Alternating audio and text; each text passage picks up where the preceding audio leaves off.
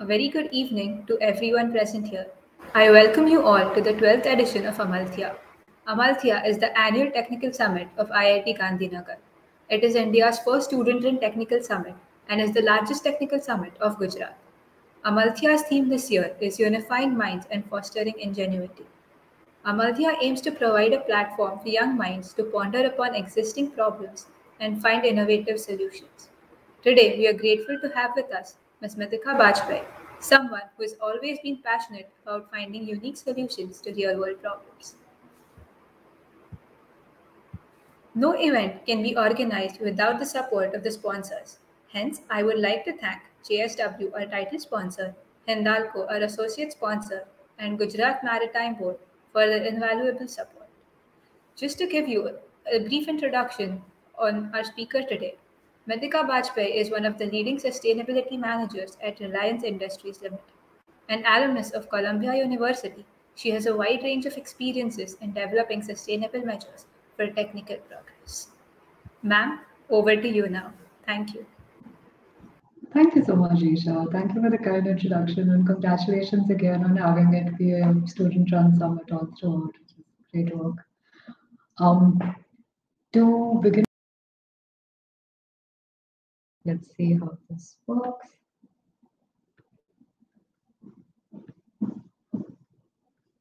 Yes, here we are. This should be good now. Okay, so the topic we're discussing today is pretty simple: technologies that shape our sustainable future. Um, just to give you an idea as to my background, yes, I think Isha mentioned everything. I've been in the sustainability space for the last decade. I have studied engineering in India and then I did my master's at Columbia. And for the last 4.5 years, I've been in India. Before that, I worked in South Africa, in the US, few European countries, and primarily again in the sustainability space. So I've clearly been very passionate about this space for a very long while and love having love having the opportunity to be able to talk about it and hear more about your ideas in this space as well. On that note, let me just walk you through the flow. Isha, I just want to check in. You can hear me clearly? You can see everything Yeah, clearly? absolutely, absolutely. Okay, great. Okay, so I've divided this presentation into four sort of broad aspects, but of course, I don't want it to be a one-sided thing. So I want the audience to be actively involved. Please use the chat box if you have the option of unmuting and talking. That would be great. We'd love to have this as a discussion and build on each other's work. The four broad topics that I'll be covering today are about the definition of sustainable development and the IPAT equation. So I think sustainability in most traditional contexts is considered to be abstract, or is quite often used as a marketing term. But I mean, there is a lot of scientific knowledge that makes it what it is. So I think starting with a simple equation like the IPAT equation could be an easy memory or easy way to define sustainable development for all of us. Within that, I'll of course talk about technology. I'll also talk about systems thinking. The other aspect is about the sustainable human development, about models that have worked in the past, wherein technology and systems thinking have worked well together. And then, of course, I'll touch a little bit about sustainable technology in the context of business, right? As to how is the economy dealing with sustainable technologies today. And then I'll leave some food for thought in the end.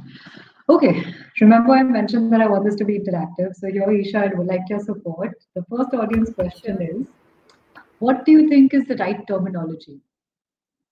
Yeah, so I've given a few buzzwords up here. You can choose any one of these, or if you have another word in mind that is more relevant, I'd be happy to hear it. What do you think is correct? Sustainability, sustainable development, environmentalism, environment, social governance, environment, health and safety. What do you think is the right terminology? And please type on the chat box and tell me what you guys are thinking. Yes, we like our audience to be interactive, so whoever's present here to answer in the chat box.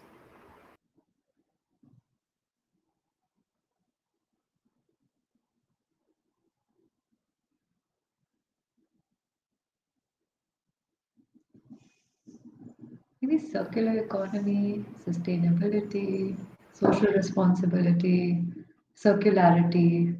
Are any of these words familiar to people, or what do you think is the buzzword going around? What's the right sort of, what do you feel is the right word to be using today?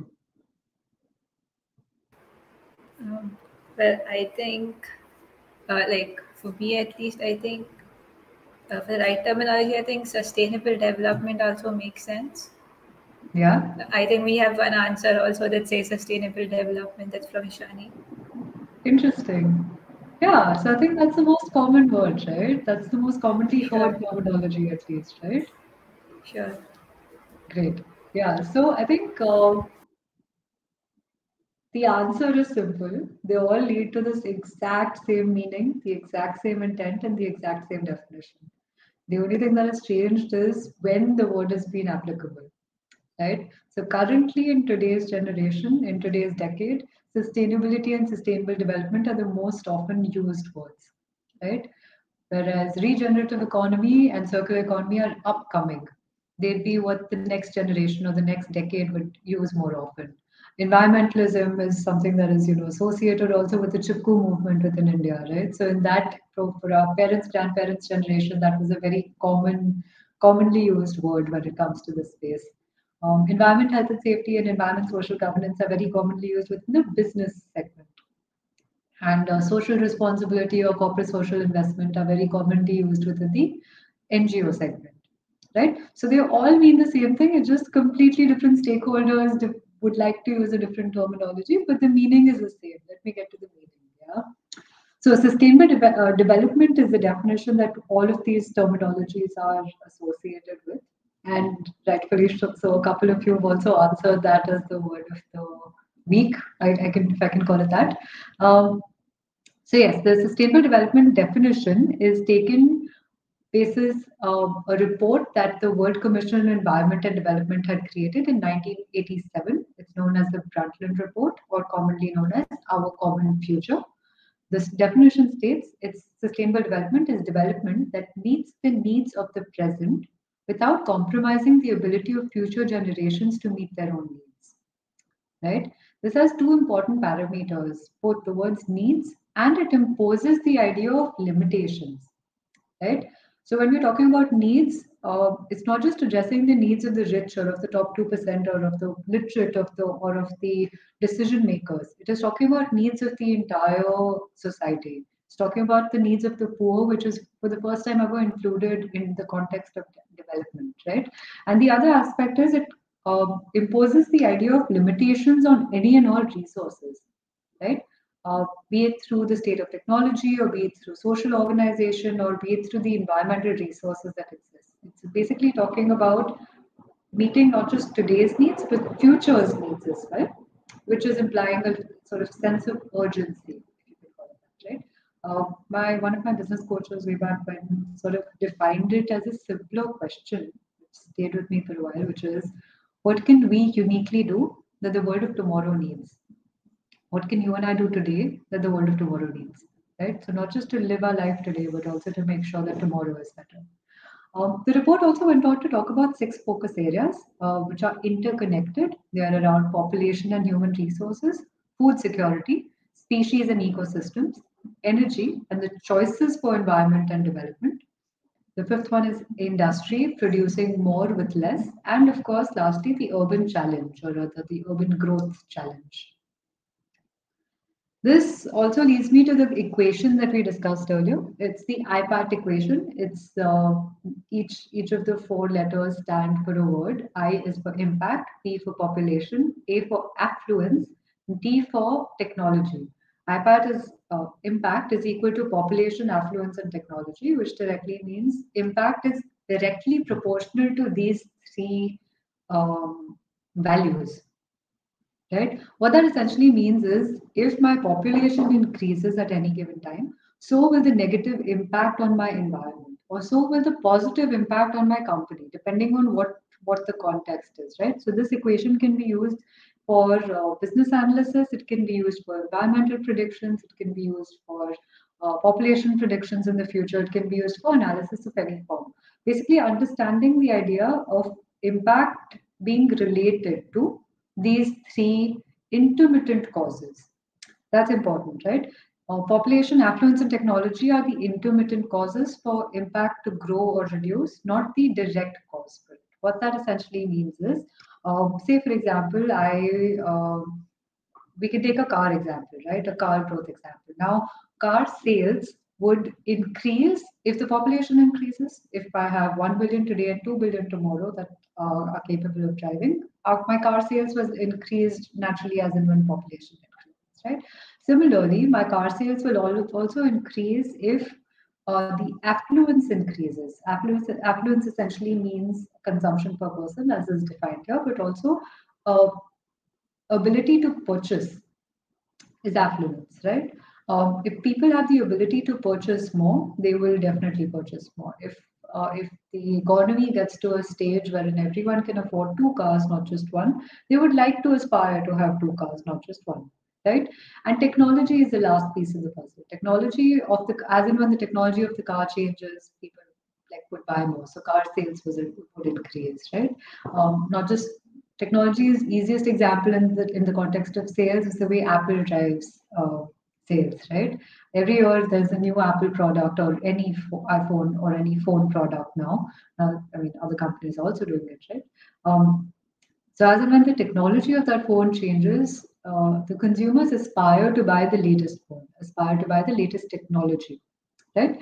Now, the IPAT equation was first derived in this book called Limits to Growth in the 1960s. And ever since, it has also evolved to consider technology as a sort of a magic variable, if I can call it that, right? What that essentially means is technology has the power to improve the impact or significantly deteriorate the impact. What that essentially means is technology can be directly or indirectly proportional to the impact. The easiest example or the most relatable example in this context is nuclear technology, right?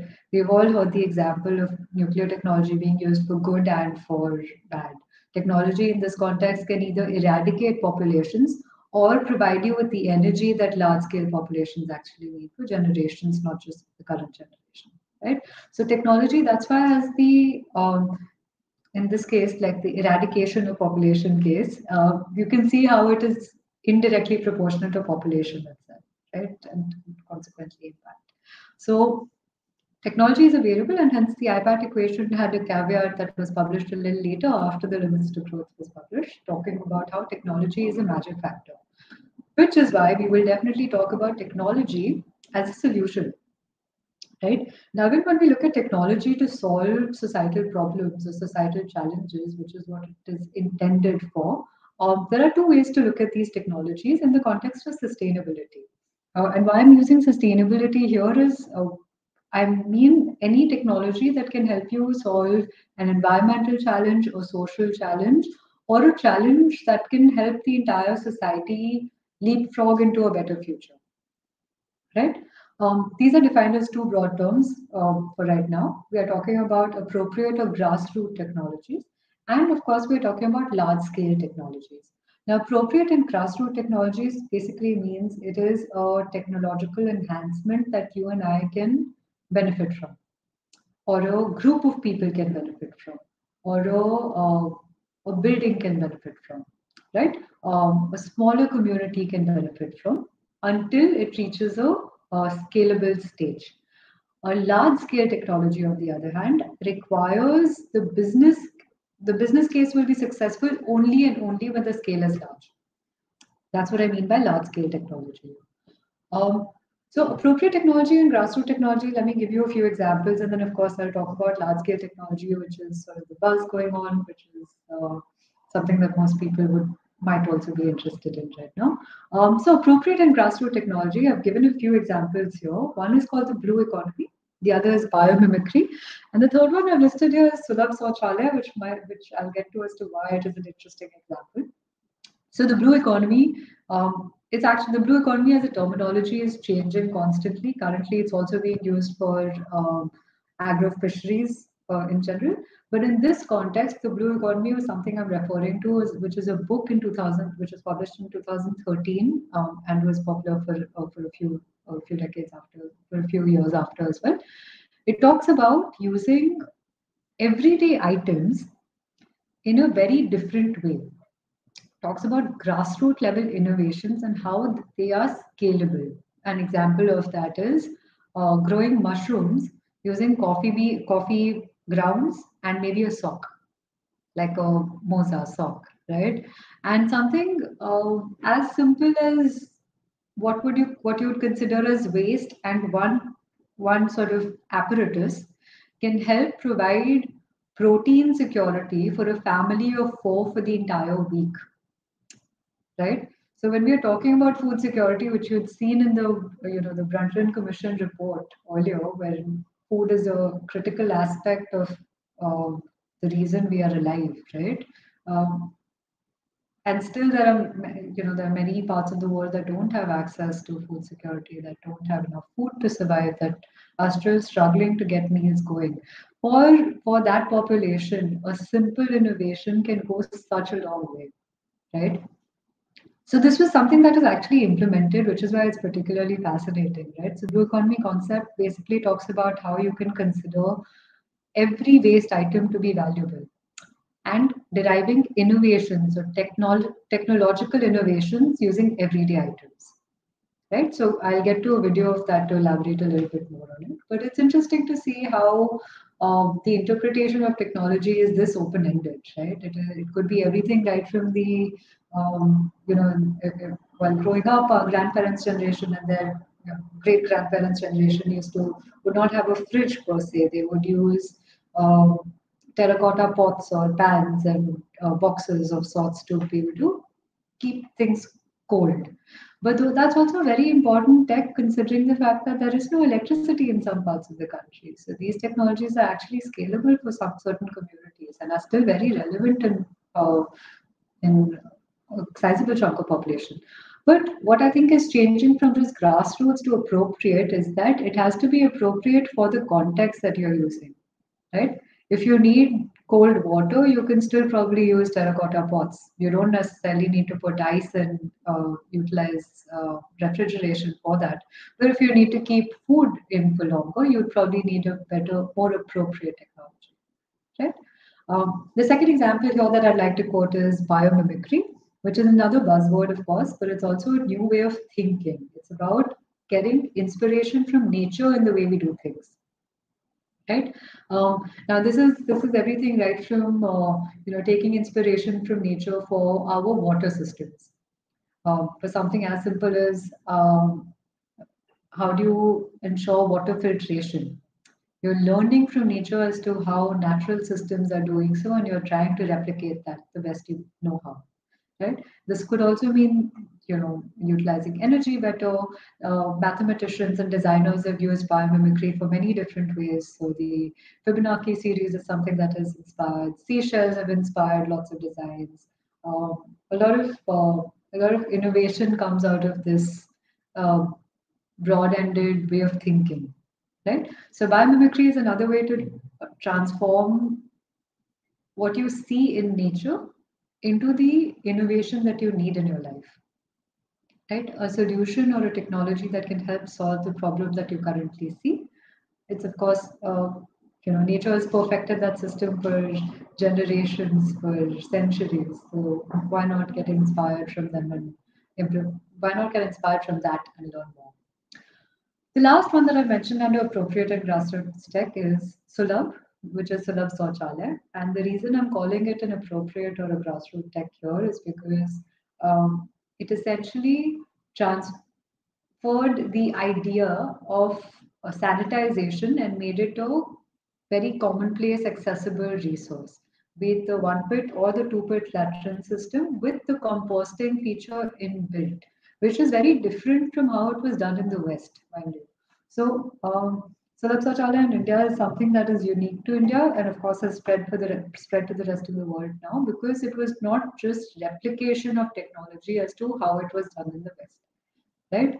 So you're not just picking up what was done there and just replicating it or just redoing the same thing. You're customizing it to what is needed within the environment. What that means is you're making sure the seating is correct. You're making sure the sanitation pipes are laid down basis how we need it in our country, and you're still keeping the ancient wisdom intact of ensuring composting is happening in a manner such that it's viable and not a waste resource. Right. So Sulabh Shauchalaya was also a grassroots technology which sort of scaled up to being in every single public bathroom that we have within most cities and a major chunk of villages within the country as well. Right. So these are some appropriate technologies, and I'll get to a video to elaborate a little bit more on the blue economy. Large scale technology, on the other hand, I'll just give a couple examples for right now. One is carbon capture, storage, and utilization. The S also could stand for sequestration, depending on who you're speaking with. Uh, the carbon capture, storage, utilization is important right now, more so now because of the Paris Agreement, because of COP26 that happened last month, because a lot of countries world over are very conscious of their carbon emissions, of the pollution that they're creating, right? And not just countries, but even companies and people and society. And um, as consumers, we are also a little more conscious of the sort of emissions we are creating. So, carbon capture, storage, and utilization technology is in the media a lot. Iceland just hosted a successful launch of it earlier this year, and I will show you a video from that in the next slide. And the other large scale tech that I want to talk about is anything to do with energy transition.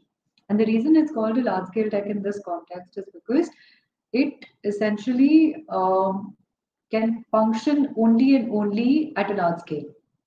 In the sense, renewable technology, renewables or solar energy, wind energy, uh, hydrogen energy, no, hydrogen is separate, water based hydroelectric powers can run only and only if you have a large scale demand for renewable energy, right? Renewable energy as a concept has been around for multiple decades. The only reason it hasn't scaled up is because the demand and supply matches what we're trying to sort of close on, right? Similarly, fossil fuel transition could happen away from sort of horse driven carriages only and only because the demand was made to, the idea was to go faster, get there sooner, not rely on animals as much, not be worried about cleaning out animal dung as much, right? So the challenges that the existing form of transport or the existing energy systems were creating was something you wanted to move away from, which is why the new energy concept came in place.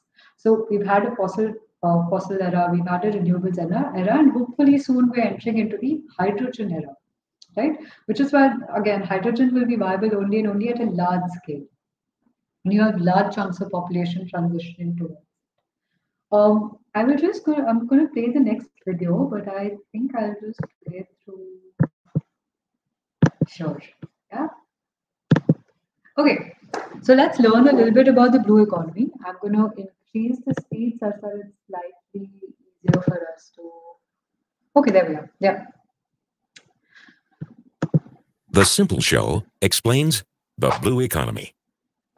This is our planet. Of course, we want to preserve it for future generations, and therefore we choose healthy and natural products, organic food, solar energy, and biodegradable soaps. But all these goodies cost more. Whatever is bad for your health and damages the environment is cheap. Whatever is good for your health and saves the environment is expensive. This green economy will be for the happy few. Most of us cannot afford it. Worse, some stuff we thought is great for us and good for nature actually is not good at all.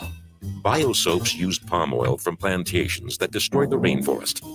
Solar energy depends for decades on subsidies, which must be paid with tax money. Bioplastics compete with food. Organic food is shipped around the world, damaging the climate. So it is not only expensive, sometimes it is not smart either. So we have to be more creative to do it better. We must open our eyes to see what we've got. For example, here is our morning coffee. We really only use 0.2% of it. What do we do with the rest? Throw it away? We use it to grow mushrooms, then feed the leftovers to animals. Animals make manure, and bacteria make biogas from that.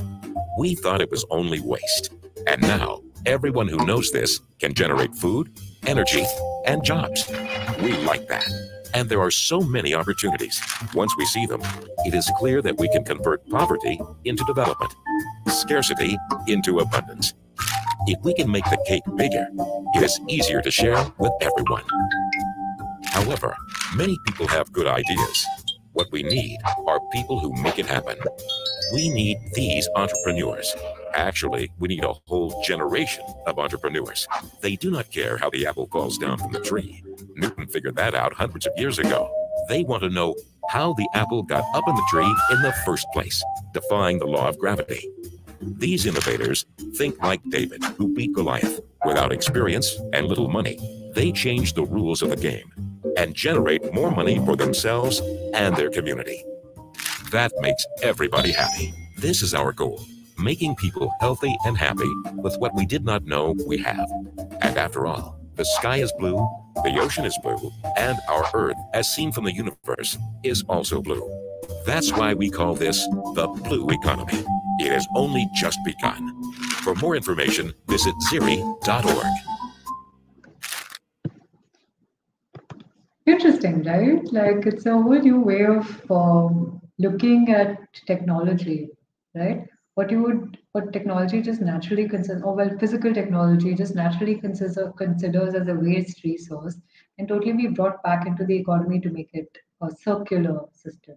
We're moving away from what would a linear economy be to a circular economy, which is a very different way of looking at the traditional technology solutioning aspect, right? You always look at it as inputs and outputs. Like that's the first sort of flowchart that you ever taught, right? But it's so much more complicated than that. Like life and like existence is so much more complicated than that. That you can't just look at every output can again be an input or something, which is a great way to look at it. The other one that is more exciting, or rather more of a buzzword right now in the industry, is about climate capture, which is direct carbon capture. And the one that I'm looking at right now is the one that happened in Iceland that was launched earlier this year. I'll just play the video for you guys to understand what I mean and why people are thinking of this as something that's exciting.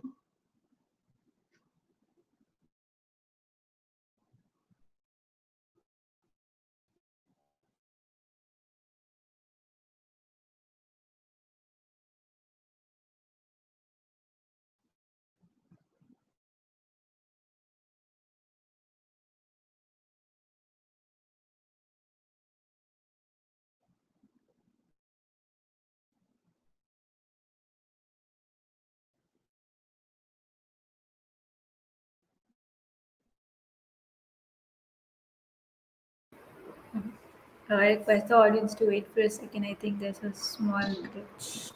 Yeah, I think ma'am is back. Yeah, is it better now?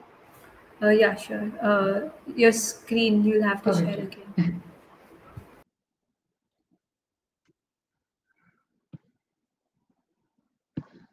I'm sorry, Isha, you were saying something? Yeah, you'll have to like share your screen again. I think when I make it full screen, that's it. Because, Oh, I'll have to share my screen again. Okay, 1 minute.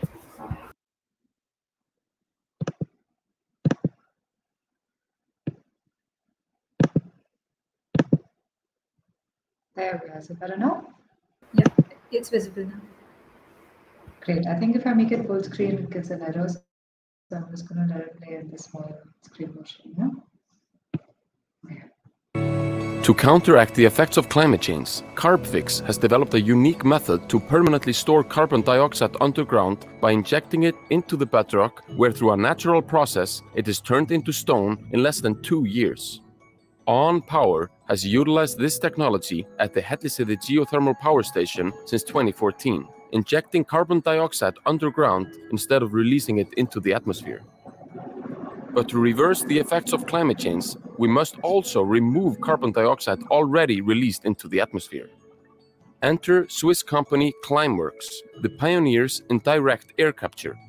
Climeworks has developed the world's first commercial direct air capture technology and is now constructing a facility within the On Geothermal Park where it will remove 4,000 tons of carbon dioxide from the atmosphere each year. It is the first carbon dioxide removal at such a large scale. Combined direct air capture and storage technologies are vital for achieving the UN climate goals.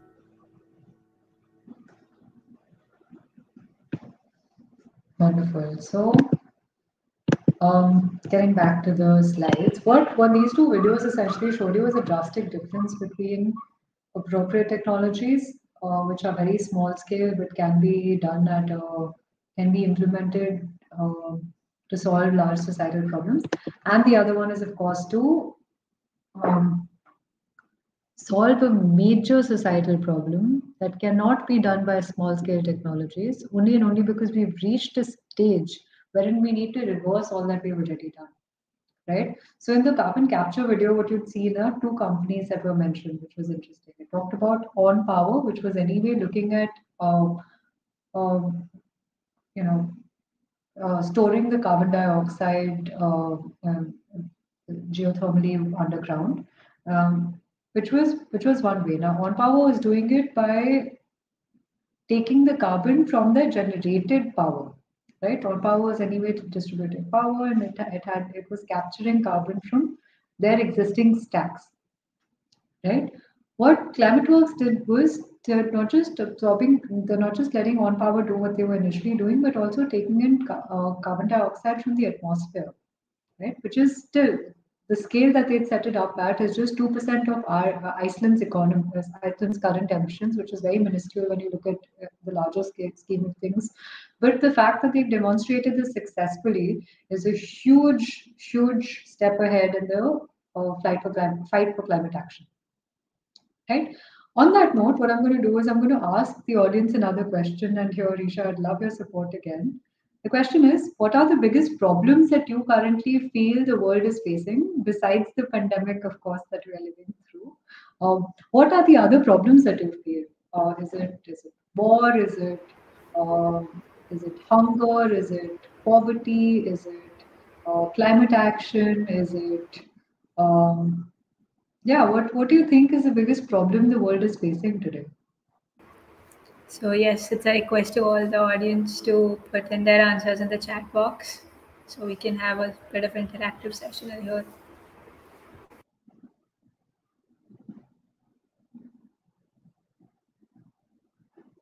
Yes, so we have we have one or two answers. Harshit says ozone layer depletion. Then Animesh says sea level rise is one of the major problems. Right. So we're waiting for some more answers. Yeah, Isha, what do you think though? Apart from the COVID pandemic, I think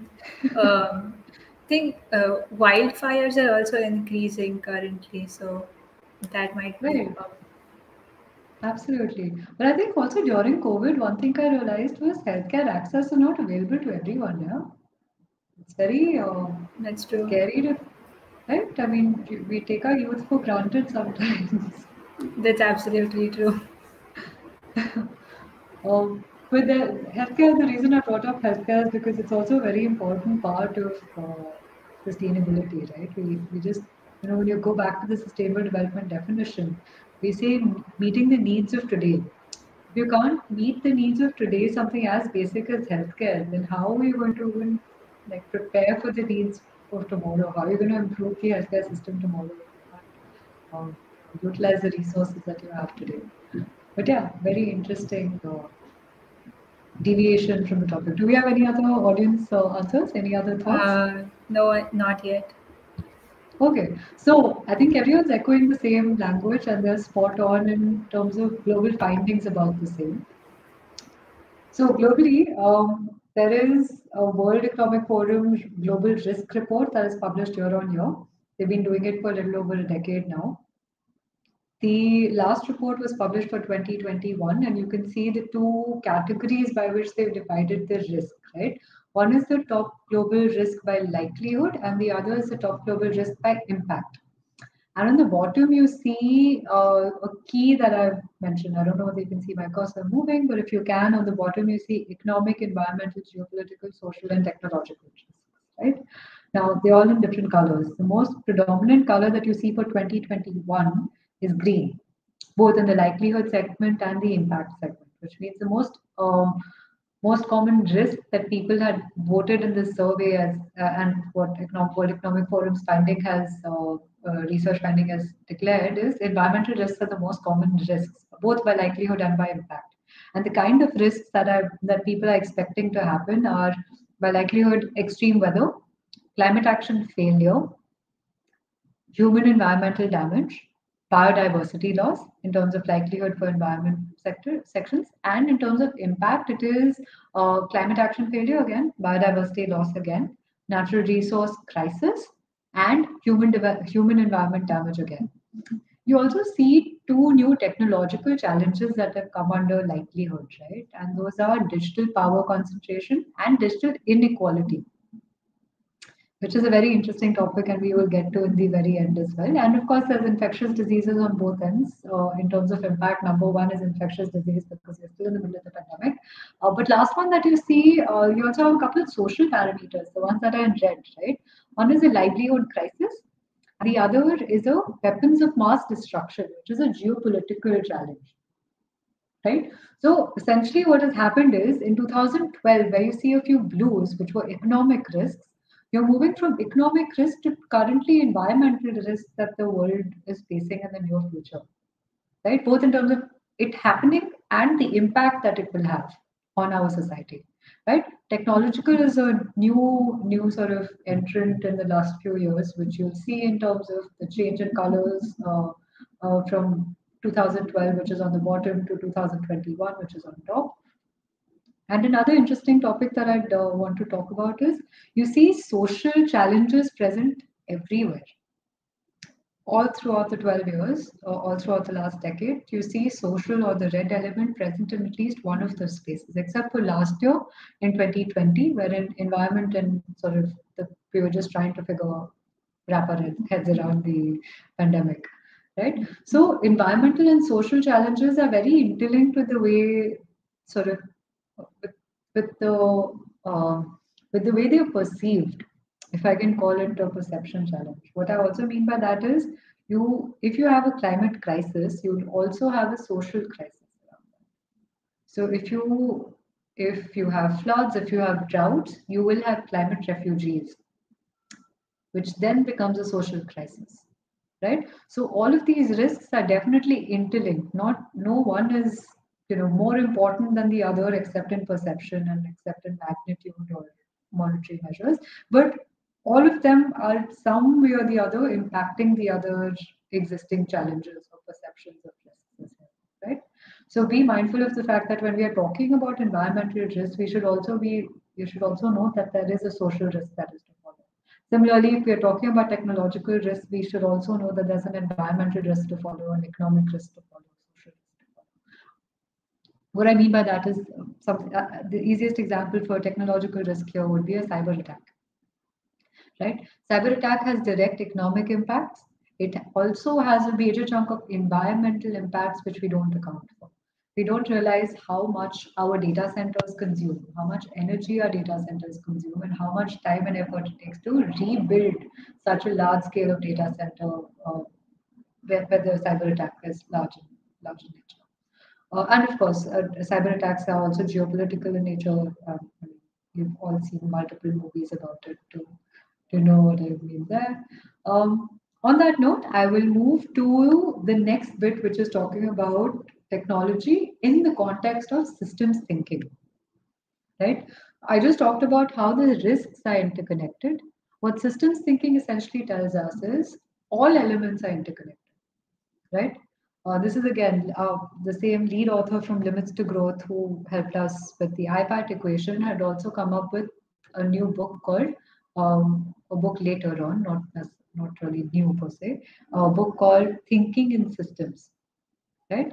And she, of course, she is a brilliant individual, but how she defined a system in this context is a system is an interconnected set of elements that is coherently organized in a way that achieves something, a function or a purpose. And I've underlined three important words here, which essentially talks about interconnected elements and a function or a purpose that it's supposed to serve. To just stress on the interconnected elements bit, this is sort of the most overused and probably an example you've already heard multiple times. It is the story about the blind man and the elephant, right? You have four blind men placed around the elephant. And each person is asked to touch the elephant and describe what the elephant feels like or what the animal is like. Each one of these four will have a different answer, right? But however, when these four come together, so the person in this picture, for example, the person touching the trunk will have a different perception of the elephant versus the person touching the tail, and a person touching the tummy of the elephant will have a different perception as opposed to the person touching the foot, right? But how a system works in this context is if all these four blind men talk to each other and understand their perception of the elephant and piece these four elements together to come up and define what the animal actually is like, right? What the animal looks like in this context. So that is the most common example to give, but it essentially tells you that all of us perceive the element differently, all of us interact with the element differently, right? But all of the elements are interconnected with each other. And that's exactly what systems thinking is all about. It is asking you to not forget that while you're using a phone, your phone is also connected to multiple other things. It's not just uh, material that you've mined out of the system. So just mining, and you as a consumer are directly engaged with the mining industry. You as a consumer also directly engaged with the telecommunications industry because you're using the network that is provided through the telecom towers for you to receive it. You as a consumer are also through all the apps connected to the rest of the world, right? So these are just three elements when I'm talking about something as simple as as commonly used system as a phone. Imagine when you're trying to solve societal problems or environmental problems, the number of systems and number of elements in place to be able to achieve that. The end sort of what I also want to highlight is it has to achieve something, a function or a purpose, which is also always open-ended, and it serves every generation differently. It serves every decade differently. But what essentially what we want to communicate with this is, uh, whatever you're trying to achieve, just try and make sure you're not creating another challenge in doing so. Right? You shouldn't be like while solving one problem, you shouldn't be creating 10 other problems. Okay? That's defeating the purpose. It's not a functional product. It's not a functional technology. So some of the tools that they talk about, and again, the book is really inspiring. So in case you're interested in learning about it, and in case any of you are actually interested in data analytics as well, this is sort of a beautiful way to navigate the system because it talks about flowcharts and um, how the drawing, something as simple as a flowchart drawing, can help you analyze data better or help you apply that to solve problems better. And you see a few of the examples on your screen right now. Some of the tools for system thinkers are mentioned in, of course, the book, and a few of them are summarized right here. The first one you can see is disconnections to interconnections. How do you connect the dots, essentially? The second one is linear to circular. This is again something we saw in the blue economy and also something I'll talk about when we get in the business section. Circular economy is a very important aspect of the way we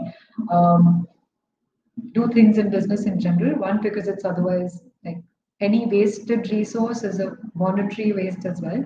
So if there is any way to bring it back to the system and repurpose it and milk it further, then why not, right? It's the monetary benefit. It is great for the environment. Customers are happy. So why not move from a linear to a circular shift? Silos to emergence. This is again also most commonly used in terms of team building, right? You shouldn't function in silos. No individual should just be in their own head. They should collaborate and work together, which also means you shouldn't just solve. If you're looking at, for example, climate crisis, you shouldn't forget about a refugee crisis, right? When you're talking about food security, you cannot just solve food security without thinking about water management, right? Similarly, when you're thinking about waste management, you can't just think about waste, you also need to think of land resources, right? So you can't just function in silos, you need to see the system work together and see the other systems that are linked to the core system that you're trying to address. Last one, the other one talks about parts and wholes, again, very similar to the conversation we've already had. The next one is analysis and synthesis. This is again very similar to the silos and emergence concept, except that you need to stop. It essentially talks about analysis, and it's also like the generalist and specialist concept, right? That we are taught about in management terminology in general. Do you want to dig deep and analyze one particular issue to the T, or also and then go ahead and propose a solution for that, or dig deep and do that, but also look at the larger picture and see how this particular analysis is linked to the other. So it's a management terminologies you talk about. Do you just want to be in operations, or eventually from operations, do you want to move up to the ladder and solve a larger problem? Or in entrepreneurship, it's very similar. Do you want to solve just one problem, or if you want to grow your business, how do you expand, right? So do you want to dig deep and just look at one thing, or also understand the interconnections around it and look at analysis and synthesis? The last one is, of course, isolation and relationships, which is very similar to disconnection and interconnection. So I will not repeat the same thing. What we'll move to next is we've seen technologies and we've seen how technology fits within a systems thinking approach. Now, the two of them may seem very contradictory, but the two of them have to work hand in hand. What I'm going to give to you now is a few examples of where they have worked really well from a sustainable human development point of view. And the quote that you see on the screen right now is from from this inspirational human called Paolo Lugari. He set up the Las Caviotas community, which I'll elaborate on a little further. It's also the picture on the left, before-after picture that you see, arid land into a pine cone forest. Paolo Lugari essentially says that there is no such thing as a sustainable technology or economic development without sustainable human development. What that means is no technology is going to be successful unless and until you're ensuring human development happening along with it. Or the technology will get outdated or will not serve the purpose unless and until it is also serving a societal need or solving for a societal need or an environmental need or a social need. Right? So the three pictures that you see on the bottom are the three examples that I'm going to elaborate a little bit more on. The before after picture is from Las Gaviotas. It is an eco village that I'll tell you more about. But on the left side, what you see is arid land, which is like, as you can tell, it does not have trees. There are no trees in sight, in a very long sight. And that was transformed into not just a road that, not just one that has a road, a pakka road, but it also has pine cone trees around it. Right? The middle picture is that of two women setting up a solar cooker in a rural part of India. And the last one that you see for solar, wind, and hydro later is about El Hierro. It's an island in Spain, which is the world's first self-sufficient, energy self-sufficient island, which we'll elaborate on. So yes, I know this slide is a little text heavy, but please bear with me. I wanted to make sure I don't miss out on any of these stories because they're such inspiring stories. All of these are from completely different parts of the world. The reason I wanted to pick three drastically different environments that were not just developed economies was because there's a whole new development model that is needed. What worked in the past is not going to work for the future, right? That's a given. The previous development models have created the challenges that we are trying to now solve for. So continuing the same development model is not going to serve the need, right? But during the time when the West or the richer nations were still trying to create a new development model that worked for them, there were other parts of the world that were working on something drastically different because they didn't want to go down the path that the wealthier nations were going down. So Las Caviotas was started by Paolo Lugari in the middle of nowhere in Colombia. It was a war-torn, drug war-torn land. There was marshy lands at a distance. The area around it was very arid, very difficult to get to. What Paolo Lugari decided to do is he decided to bring together artists, musicians, academics and educators, engineers and scientists all under the same roof to try and innovate and make an entirely different landscape of what they currently reached at. So he decided to create an eco village with 200 people, which has now become a UN model for ecological development. So the UN still cites that as a best case practice world over when it comes to eco villages and a new way of looking at rural economies. Of course, the war-torn arid land was converted into 8,000 acres of pine forests. Of course, the pine forest was created with a lot of fungus support. And that's a beautiful, unique way of actually starting a forest. What he did was he went and explored in arid land. He tried planting all sorts of trees, and the kind of tree that, with a lot of research, of course, and the kind of tree that worked was a Caribbean pine tree. But the Caribbean pine tree would not work in the same atmosphere that they were trying to replant at without the support of fungi. This technique, this biological support technique, is also known as phytoremediation. And ever since then, a lot of new ways of, a lot of technology advances have been made to make sure that mycoremediation or phytoremediation have been incorporated within environmental conservation efforts. Something as extreme as the Brooklyn, the so in New York, the Brooklyn Bridge area, right below that, has a really filthy industrial site.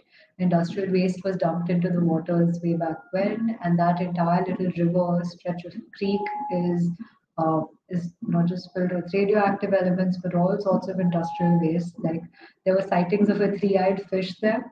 That's how extreme the waters are. But even for that extreme waters, and this was at the peak of industrial revolution, where we didn't realize, we did not know the consequences of dumping this into the water would be. But yeah, so even in such extreme conditions, phytoremediation, which essentially means putting in uh, microbes, putting in mushrooms, fungus, and similar sort of suction pumps of nature into these atmospheres that suck out all the pollutions in the right quantities with a lot of technological support and the right area of water placements. It's been a huge success. But in the nature, we're in this sort of arid environment, to think of pine cone forests being supported with fungus is a huge innovation in itself. That's something that helped them then grow their own food in the entire region. And so the eco village of 200 people was also self-sufficient when it comes to food. They were also very innovative with the way they wanted to sort of use energy, right? Or the way they wanted to create energy. They didn't only just use renewable resources like solar panels and wind turbines. They also found ways to make sure that children are incorporated within their innovations, right? So they built a seesaw, which is, now it is a very traditional technological concept of a sleeve pump, which we are taught in the very early ages in engineering. But a sleeve pump technology essentially talks about the up and down movement on either side, right? Such that you have two pumps in the bottom. Now, the up and down movement was associated with the seesaw. So the children are playing on the seesaw, and the water extraction is also happening at the same time. The other innovation that they did within the same pump was they managed to make sure that the water withdrawal was from as low as 40 meters deep, as opposed to back then the traditional water withdrawals were 100 meters deep. So simply by reducing it, they could easily reduce the pressure that was needed on the seesaw, and the kids could actually extract water while playing. Which was something, the water that they needed to get the education done as well, right? So very new, innovative ways, very interactive, very inclusive, very community oriented, very natural. It didn't feel like anyone had to be taught the technology. The technology was very seamlessly integrated within their everyday lives. So in doing so, of course, with solar panels, they also created solar business models. So they looked at solar cookers, solar water heaters, solar energy supplies, electricity supply. They also managed to successfully implement a solar kitchen within one of the largest hospitals in Bogota, which was the capital of Colombia, which is still the capital of Colombia. But they created a solar kitchen there, completely run on solar power. At the 1960s, when the rest of the world was just striving for subsidies in some manner for solar businesses to be functional, these guys actually managed to do it successfully. That was not the only revenue stream, though. They did a very cool job with the solar kitchens, but they also got funded by a country like Japan for carbon sequestration. They essentially got money to grow forests, which is amazing, right? But carbon sequestration was an important aspect then. I think one of you also mentioned ozone layer depletion. in the 1960s and 70s, ozone layer depletion was a huge crisis before the current climate crisis, right? And back then, Japan was very active in terms of trying to figure solutions out for it. And of course, you realize that all greenhouse gas emissions are linked to each other, not just ozone and carbon dioxide, but even methane and a few others that we're not currently talking about, right? So Japan, even back then, had anticipated this and understood the need for the growth of not just our water bodies and cleaning of our water bodies, but also for the growth of our forests, right? So countries like Japan were actively looking to offset their emissions by investing in carbon sequestration projects such as reforestation or creating forests out in the middle of nowhere, essentially.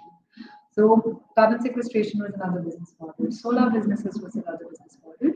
But now that they'd grown pine, right, they realized, okay, pine is very valuable. Let's look to nature again for new business models. They created biodiesel out of this pine. They found a way to make pine resin. So essentially the sap that comes out of these trees, right? They use that as raw material for major chunk of industries within the country then. They supplied it to makeup industries, paint industries, and a few other emulsion sort of industries that would use resin as a raw material. So very innovative new ways of creating not just new business models and income streams, but also new ways of defining democracy, defining a village essentially, right? And bringing together collaborators from diverse fields. So yes, this is one way of looking at a historic model that worked. Another drastically different model for the same energy, by the way, is the Barefoot College in Tilonia in Rajasthan in India. Tilonia is a very tiny village close to Jaipur and Udaipur in Rajasthan. It is again in the 1960s and 70s. It was founded by this visionary man called Bunker Roy. Bunker Roy decided to not go with what the traditional Indian family expected of him, which is to utilize his technological skills to make money. He decided to go to a village right after graduating and try and transform the village, live that life, and see how he can help the village meet their needs. Right, and in the process, what he realized was something even more powerful. He created a whole new learning methodology, a whole new way of being for a major chunk of women in rural India. What he did was he brought together rural illiterate or semi-literate women to train them to become solar engineers. Right? They didn't have to, and it was a short seminar, not like years and years of training. It was through short seminars that he managed to empower these women to go back to their villages, to take back solar electrification, rainwater harvesting, and new revenues of livelihood for their own village. And by the way, all of this without actually speaking a common language. Right? How he did it is through puppeteering. He taught all of these women by actually physically doing, and through puppets, such that nobody had to speak the common language. All of them, I mean, India is already, we have a little over 100 languages, right? So that's diverse. But he's not just spread his model within India, but he's actually managed to get women all the way from sub-Saharan Africa to be able to give or impart this training to them as well. And what these women have gone back to do is pretty remarkable in their own villages. And this is a model that has been very widely successful from a training and literacy standpoint, but also from a sustainable development standpoint, because all you need is a pioneer. You just need one person with the right knowledge to transform an entire village, right? So this again includes the same things. You saw the solar cooker picture of the two women trying to make the solar cooker work, right? A lot of these women found they did not take back materials with them. They found raw materials or waste materials in and around their villages to try and make solar function for them. Right? Similarly for rainwater harvesting. Rainwater harvesting is a very natural technique that a lot of our grandparents, great-grandparents generation would just naturally do. It would come naturally to them. But to do it effectively in a village and to actually understand what a catchment area can look like in the village and the scale of water it can provide as in more so drought areas as well is a huge deal. And livelihoods, everything right from arts and crafts to other ways of creating food security, like the mushroom example that I'd given for blue economy earlier, all of that is covered within livelihoods. So these illiterate women, again, women is a very important aspect here, because usually you'd assume it would be a man who would lead rural electrification, for example, right? But he picked up rural women because he saw potential without any barriers, no egos, all in it for the learning, and then they'd go back and actually implement and sort of transform their villages for the better. So yes, this is where a new technology met a new learning model and it has worked. The new revenue streams, not just for the Barefoot College, but also for the women and the villages, was for solar homes, water pumps, solar reverse osmosis drinking water systems. So again, here they didn't just look at solar as an electricity supply. They also looked at, okay, electricity comes, what else can it get for you? You can get clean water with it. You can get enough money to send your children to school with it. You can get water testing facilities to make sure that the water that's coming to you is actually clean, as opposed to something that you're just relying on rainfall, right? And of course, you can extract from the ground. You can. There are other multiple ways for nature to support you while you're supporting nature. So there are many new revenue streams that they've created through Barefoot College, not just through the learning model, but also for rural women world over. I can show the presentation after, and the sources for all of this is mentioned in my notes later. The last one, which is the most recent example, is El Aro. It's an island in Spain, one of the smaller Canary Islands down south in Spain.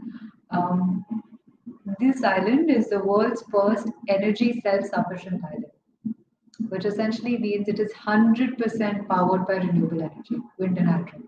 So the example or the image that you see on the bottom right is essentially the landscape of the island and how they managed to utilize the island to the best capability, such that even in a small stretch of land, they've managed to generate enough electricity to support the entire population of the island. Right? And this is such a massive case study for them that in this year's expo, which is happening in Dubai, the Spanish Pavilion is talking about this as one of the major case studies.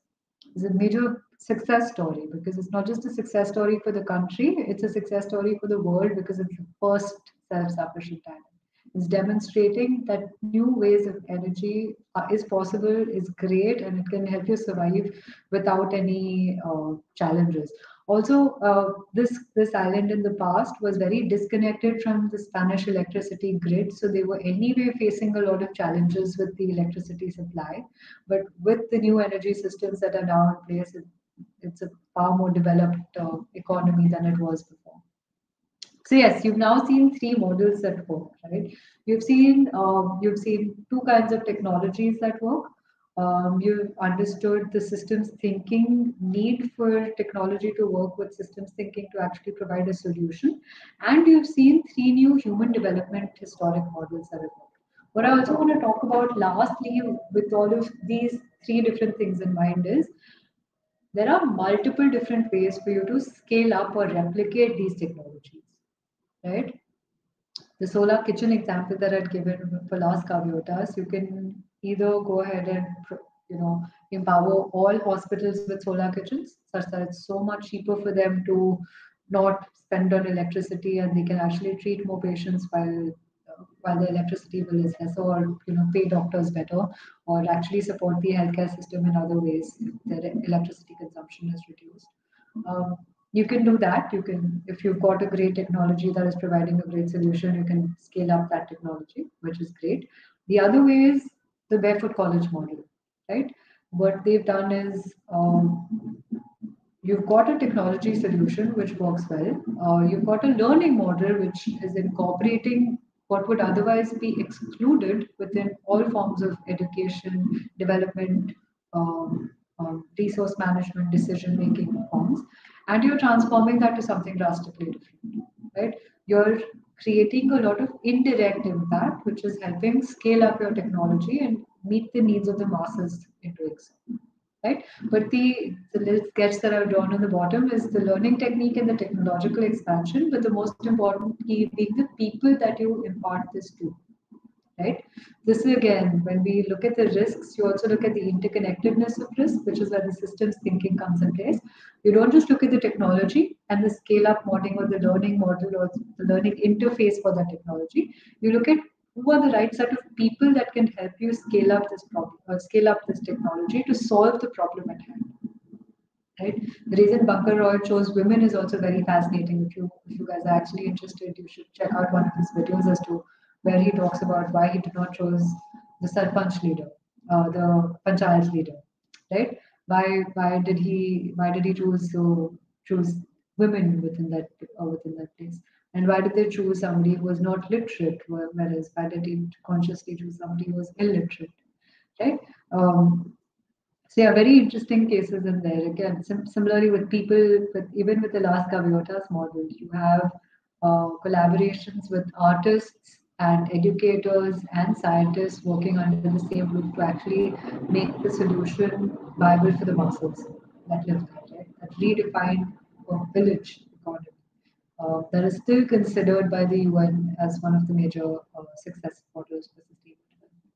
So the people are the key part, which which is human capital is always an important capital to keep in mind. Okay, on that note, what I'll move to is it's already 9:15. I'm so sorry, we're already running late, aren't we? Yeah. Okay. Yeah, Can we I also wrap have it a up few in 5 minutes? questions in the chat, so Okay, we're also interesting. Okay, I'll just wrap up the business bit in 5 minutes. The business sure. bit, I'll be happy to talk about Reliance at any given length after as well. But some examples that I want to talk about with circularity is um, the 4 Rs of circularity. Initially, we would only know about reduce, reuse, recycle, which is something we grew up with. The fourth R is remove, which is the most important aspect, which is something we already talked about with CCSU, carbon capture and storage, and all of it has to be powered by renewable economy. The carbon economy is talking about the 4 Rs in this way, and you see a few of the technologies that I mentioned here, and I won't get into details of it, but essentially each of these technologies already exist, they have been demonstrated, and are applicable to all of the industries that I mentioned here, which is oil and gas, utilities, and chemicals, manufacturing, transportation, and agriculture. Now, these are the majority of your industries that are immediately covered, right? So, if you simply utilize these technologies within these industries, you've already all started your circular economy, you've started your climate action journey. You're on it, you're there. Now, reduce is simple, it talks about energy efficiency. Reuse is about renewable energy and low carbon fuels such as hydrogen and even nuclear, depending on which country you're in. Recycle talks about carbon usage, which means repurposing carbon as a valuable resource as opposed to a wasted resource or a negative externality. Now, carbon dioxide, which we've also seen in the Climate Works video, right? It can be repurposed, which is an example of direct air capture, and repurposed and put into the ground, or it can be repurposed into becoming a polymer, a methanol, or forms of oil substitutes, right? And the last one is remove, which is the interesting bit, which is carbon capture and carbon sinks. Here is where the biomimicry aspects also come in, right? We are getting inspired from nature and integrating nature within our solutions. So mangroves absorb a lot more carbon dioxide and hold on to the soil, which is very important in places like any coastal places actually. So yeah, we actually think of utilizing mangroves and increasing the population such that they act as natural carbon sinks. And of course, increasing forestry, which is an example we've seen in Las Biotas, and mineralization, which is putting it back as a mineral form, which we saw as an example in the video for carbon capture and storage. A little bit about Reliance quickly. We have committed to net carbon zero by 2035, which is 35 years prior to when India is committed to. India is committed to being net carbon zero by 2070. Reliance is also committed to building world's leading new energy and new materials company. Three strategies that our chairman had elaborated on in the AGM speech in 2020 was about making CO2 a recyclable resource, which is again something we've discussed in the 4 Rs of carbon recycling, reuse, in just this diagram. Yeah, and reduce, reuse, recycle, and remove. You've seen the importance of CO2 capture. The next one is replacing transportation fuels, which means we are moving away from transportation fuels to creating more valuable petrochemical material building blocks. And last one is the clean energy transition. The clean energy transition is something I'll elaborate on in this slide. It's about investing in solar and hydrogen. The company is committed to 60,000 crore rupees, or about roughly $8 billion over the next 3 years, into building 4 gigafactories. The integrated solar photovoltaic module factory, which is for solar production. Another major challenge within solar is storage of the solar energy. So yes, the second factory is around energy storage, battery factory, to store the intermittent energy that is produced through solar. And the other is the hydrogen. Two other gigafactories are for hydrogen. One is an electrolyzer factory and the other is a fuel cell factory. The electrolyzer factory to essentially produce the green hydrogen, and the fuel cell factory to convert this hydrogen to power both for transportation and for heavy duty equipment. The remaining 15,000 crore, or roughly $2 billion, is also there to support the gigafactories for manufacturing ancillary material and equipment, and also to invest in the entire value chain and future technologies, including upstream and downstream industries. So remember when we talked about systems thinking, this is an example of how you need to create an entire ecosystem as opposed to just produce the factory that will integrate the technology in it. Okay, on that note, I will just end with one last slide, which is for you guys to think about, because of course all of you are the next generation. You'll be leading these conversations very soon if you're not already leading it or not or actively participating in it. The first point that I want to cover is, so far I've only talked about physical technologies, but we are all living in the fourth industrial revolution. We know that we don't just have physical technologies around us, we have a lot of digital technologies around us, and we see more and more biological technologies coming up around us. So far I've only told you about physical technologies and the challenges and opportunities that come with it. Now we need to start thinking about the digital technologies and the biological technologies and the challenges and the opportunities that come with it. Right? Another few points to keep in mind, which is the most sort of my favorite example and my favorite topic of conversation right now, is diversity and inclusivity bias in technology. What that essentially means is, when we are analyzing the data, the historic data already has biases. It is what biases mean. It's the majority considered within there is educated, it's male, it is rich. So anyone in the past who is not falling within these three, and of course has abilities. I mean, is not a differently abled person, right? So anyone without these four categories will not be included in any of the historic data, right? Can you guys hear me still? Yes, yes, we can. Okay, I think I'll just stop sharing my screen for a bit. My headphones got off. Okay, so the points to keep in mind for diversity and inclusion biases, when we are talking about coding and we are basing off all of our data on historic data, how are we going to code for futuristic data, wherein you have to account for women, you have to account for differently abled people, you have to account for different genders in the future, you have to account for minorities being majorities, you have to account for the illiterate, you have to account for people that are not part of the 2% of the economy, right? How are you top 2% of the economy? How are you integrating that within data? So that's another way of looking at things. A lot of companies have already started to acknowledge the data bias that comes from historic data and acknowledge and transition the code in a manner such that it acknowledges for the bias and then proposes for a new solution. Another inclusion challenge, which is also an example that I've given below, is so MIT has just recently developed a sign language translator. What that essentially means is sign language will be translated into words for people around to know what they're talking about, right? So very, very different, unique challenges, but social problems being accounted for in futuristic technologies, and that's going to be a very commonplace conversation. And in addition to that, you have to keep all the other technology aspects in mind, which means user experience, seamless integration, and of course, making it trend such that it becomes widely adopted. And the last point also would be to aspire not to create new challenges while solving the existing problems. And I will leave it to you as to how you think of solving for these, or how do you think of accounting for these. With that, I will stop talking and leave it for questions. So Yes. let's go to your shot. No issues, no issues, ma'am. So yes, I think due to time constraint, we'll just take one question from the audience. It was a very interesting question. So the question says, startups are coming up at an incredible rate in recent times. So yesterday itself, the Union Minister of State for Science and Technology, Dr. Jitendra, emphasized the importance of sustainable startups. So like just as we stress in sustainable goals.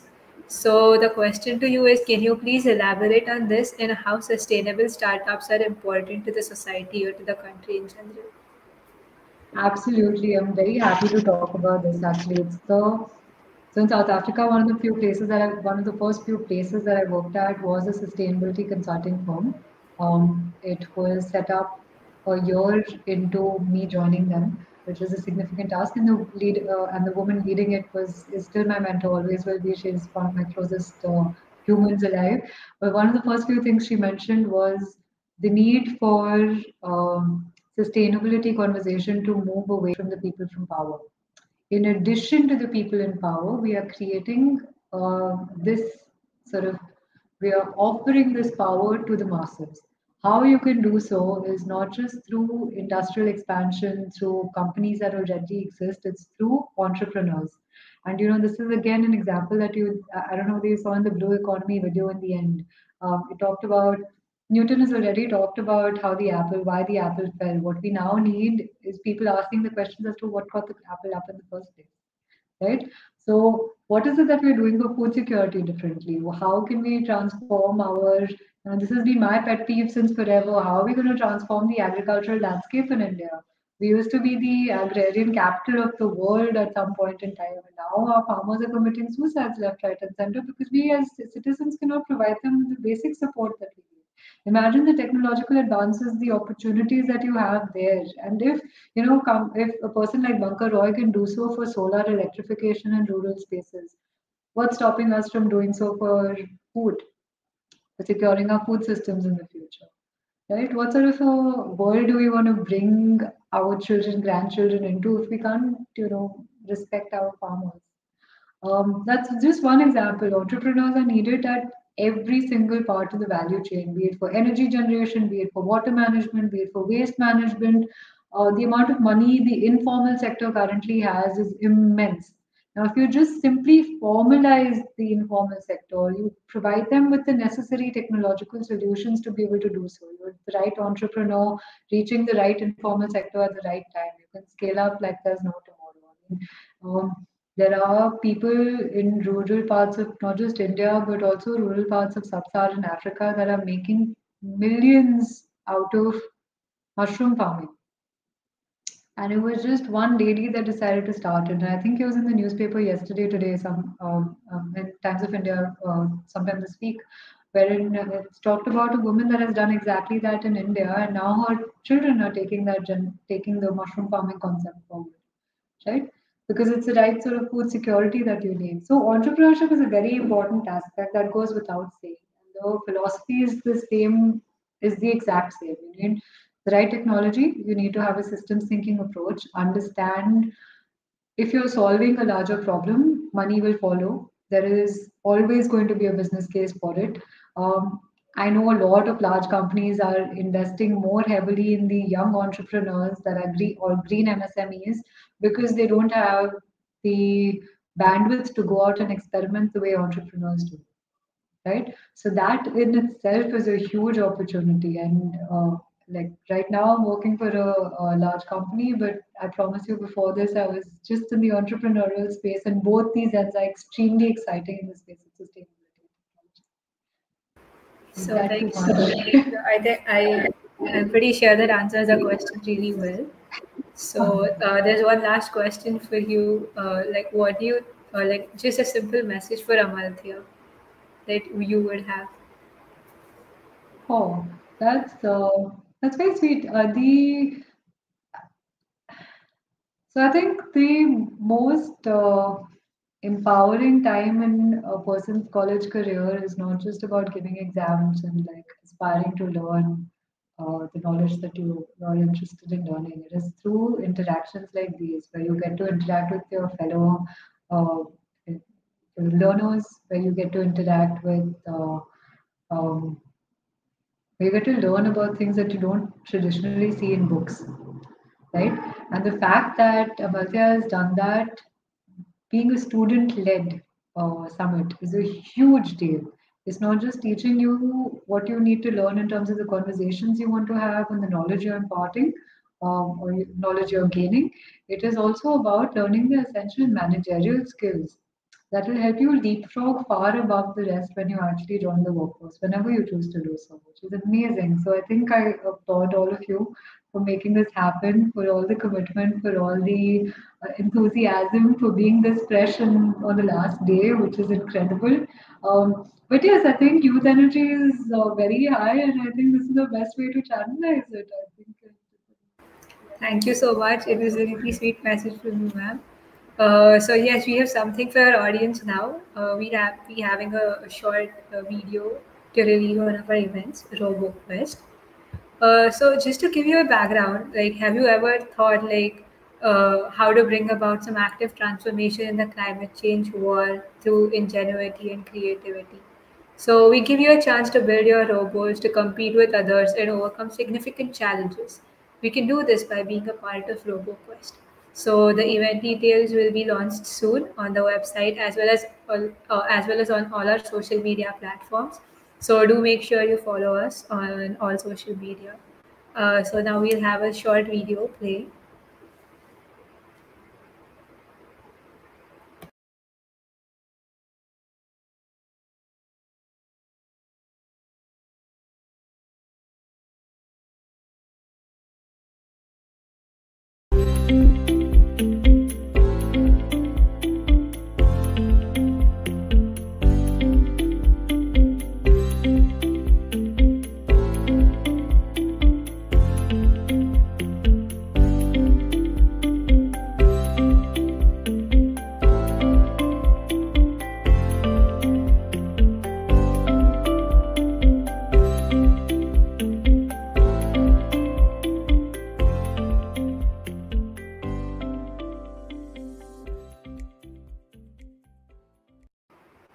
So this brings us to the end of the webinar today.